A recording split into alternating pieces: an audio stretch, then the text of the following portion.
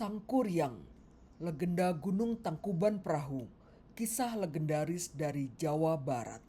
Sangkuriang, the legend of Mount Tangkuban Perahu, a legendary tale from West Java. Dahulu kala di Jawa Barat, hiduplah seorang wanita cantik bernama Dayang Sumbi. Suatu hari ia menemukan seekor anjing terluka bernama Tumang dan merawatnya. Anehnya, Tumang ternyata adalah dewa yang dikutuk. Melalui keajaiban, Dayang Sumbi melahirkan seorang putra yang dinamai Sangkuriang. Long ago in West Java, there lived a beautiful woman named Dayang Sumbi. One day, she found a wounded dog named Tumang and cared for him. Mysteriously, Tumang was actually a cursed god. Through magical circumstances, Dayang Sumbi gave birth to a son named Sangkuriang. Sangkuriang tumbuh besar dengan kuat dan berani, tetapi ia tidak tahu bahwa Tumang adalah ayahnya. Suatu hari saat berburu, ia membunuh Tumang karena marah. Ketika Dayang Sumbi mengetahuinya, ia sangat terpukul dan mengusir Sangkuriang. Sangkuriang grew up strong and brave, but he didn't know Tumang was his father. One day, while hunting, he killed Tumang out of anger. When Dayang Sumbi found out, she was devastated and banished Sangkuriang. Tahun demi tahun berlalu, Sangkuriang mengembara jauh dan luas. Suatu hari, ia kembali ke tanah kelahirannya dan bertemu dengan seorang wanita cantik, Dayang Sumbi, yang tetap awet muda berkat anugerah ilahi.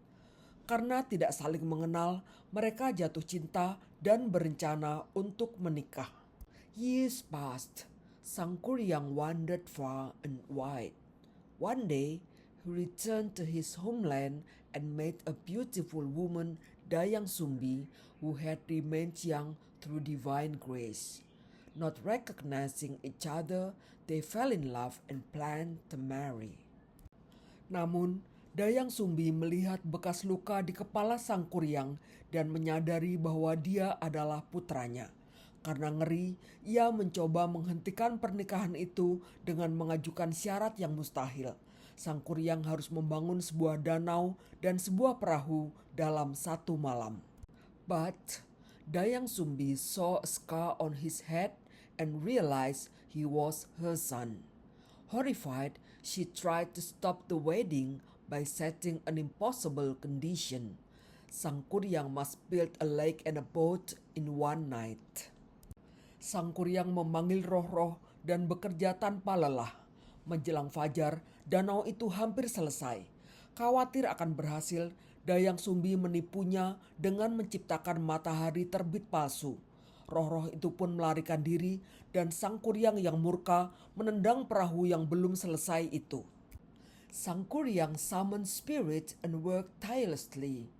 By dawn, the lake was nearly complete. Fearing he would succeed, Dayang Sumbi tricked him by creating a false sunrise.